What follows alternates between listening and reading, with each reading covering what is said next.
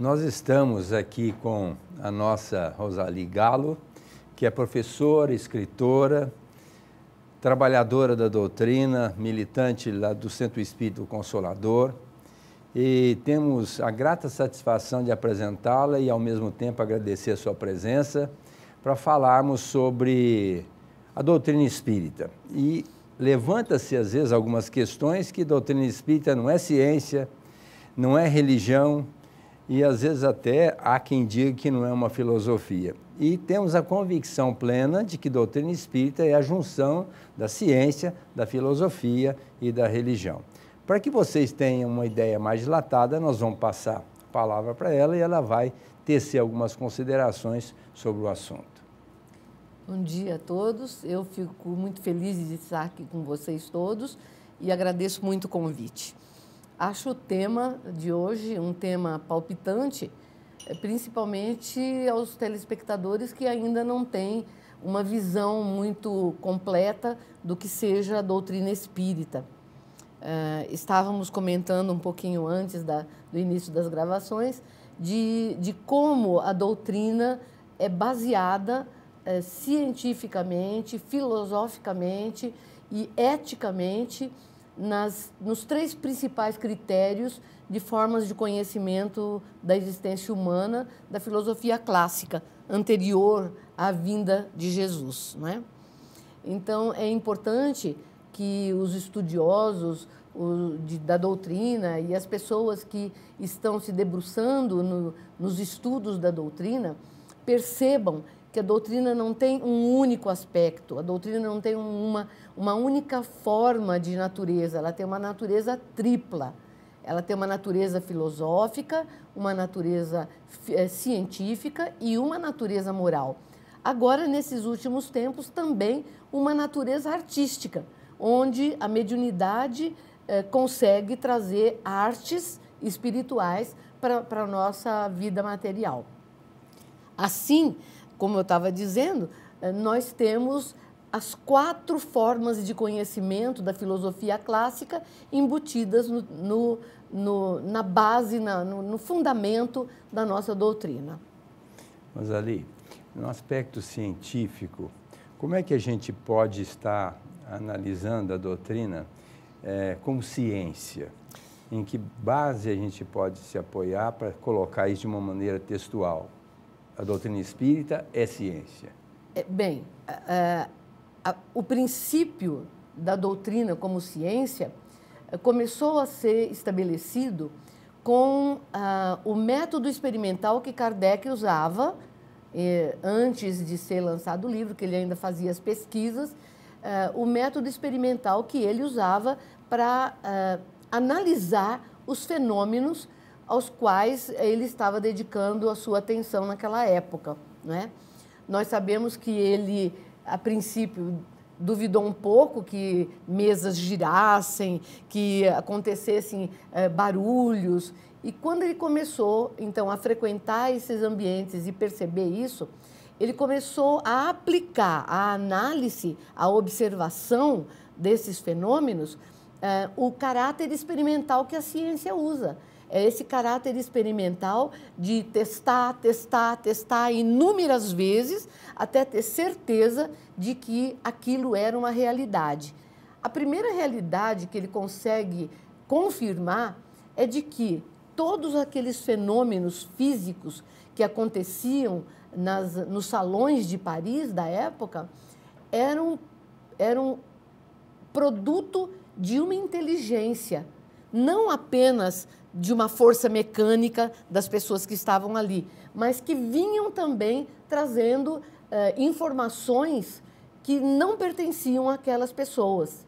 Então, além de ele observar que as pessoas contribuíam com a sua qualidade mediúnica, havia também uma força exterior a esse fenômeno, e essa força exterior analisada é que então começou a ser encarada como o método experimental de observação, de tentativa de se ver se todas as vezes aquele fenômeno acontecia da mesma forma. Isso é um fenômeno que a ciência comprova com base em todos os experimentos de laboratório, não é?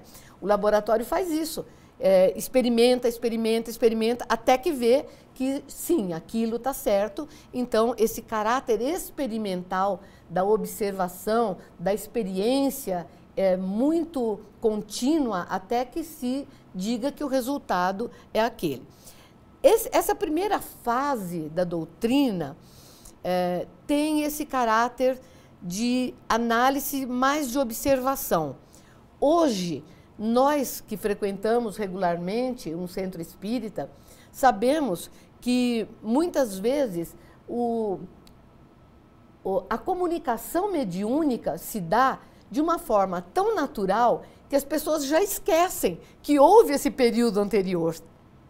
E, na verdade, continua havendo esse espírito de testar, de observar, porque a pessoa responsável por um grupo mediúnico tem que ter esse critério de observação, de sensatez, de muito cuidado para observar se aquelas mensagens que estão chegando são mensagens realmente fidedignas ou não. Hoje, inclusive, já se tem a instrumentação mediúnica. Sim. Hoje já se tem comunicação com os espíritos através de instrumental mediúnico, ou instrumental físico, uma televisão, um computador. Quantas vezes os espíritos se comunicam conosco, independente de médium? Ele comunica através de uma instrumentação que serve para essa comunicação. Isso é ciência. Sim. Eu queria só lembrar um detalhezinho interessante, que é bom para quem está nos ouvindo. O Kardec falava vários idiomas. E no início ele perguntava para um médium numa língua.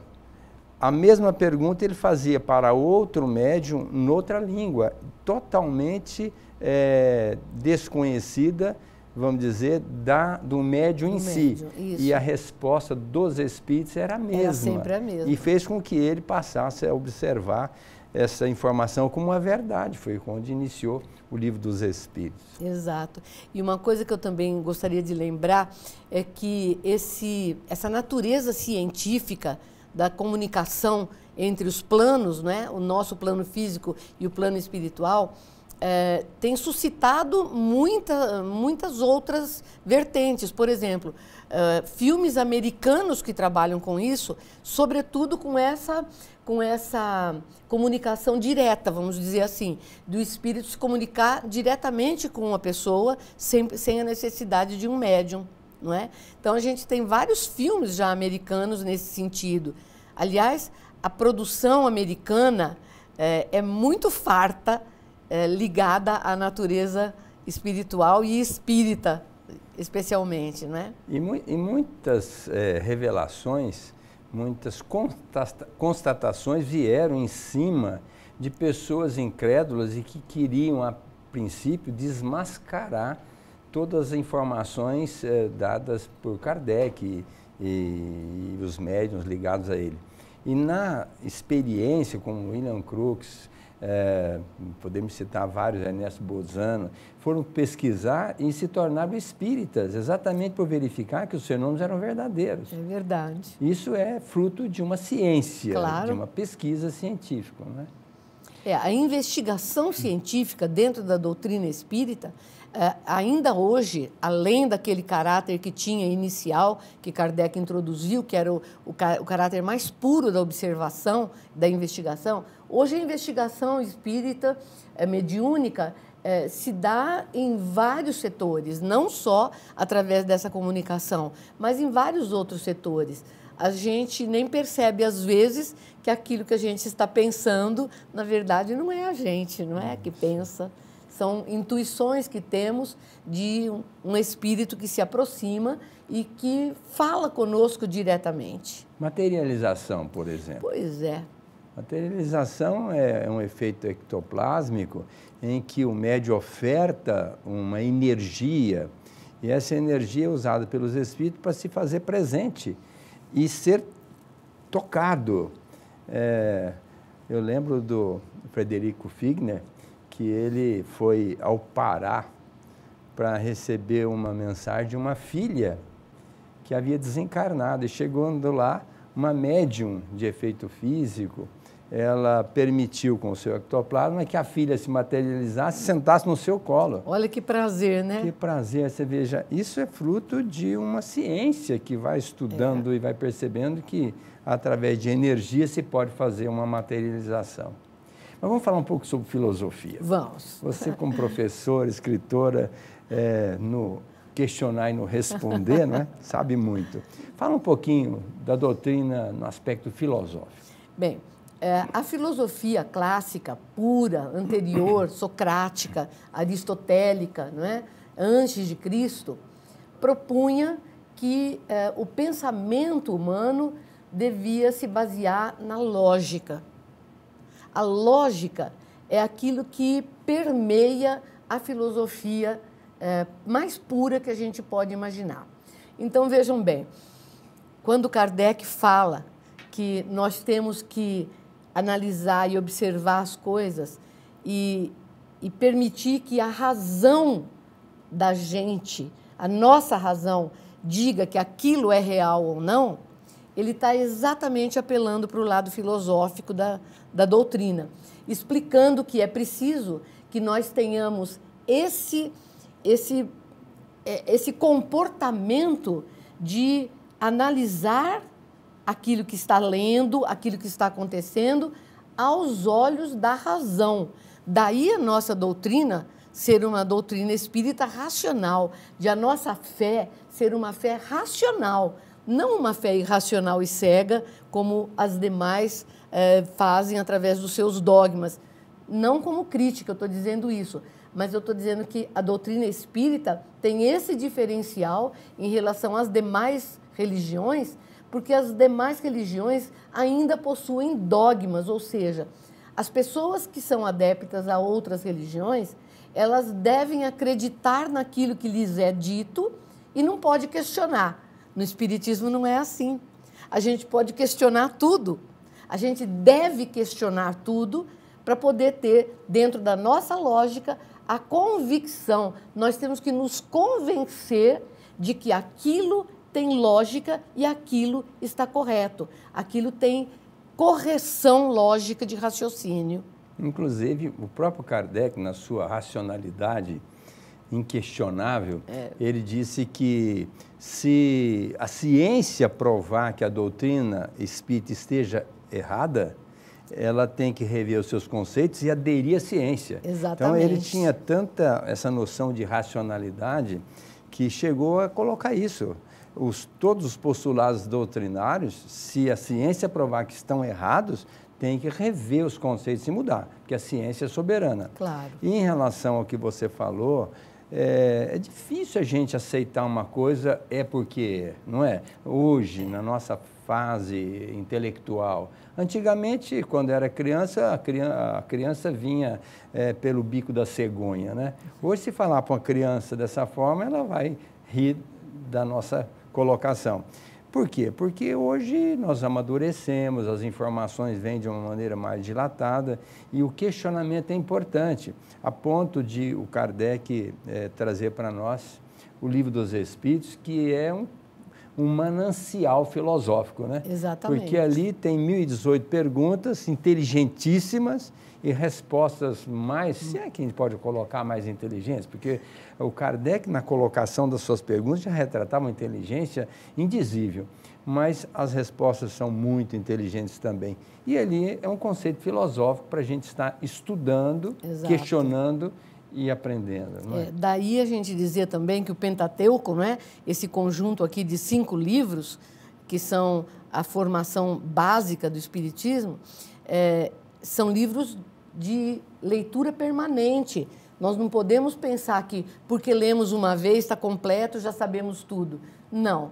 A gente sabe que a releitura sempre traz um conhecimento a mais, sempre traz uma informação a mais. Não só, né, isso é importante, Aguinaldo, não só porque você está lendo pela segunda vez e está absorvendo uma informação a mais, mas é porque a sua maturidade... Falta de maturidade, né? A sua maturidade na releitura propicia que você veja com outros olhos aquele texto. E aquela experiência volta a você sobre um outro aspecto.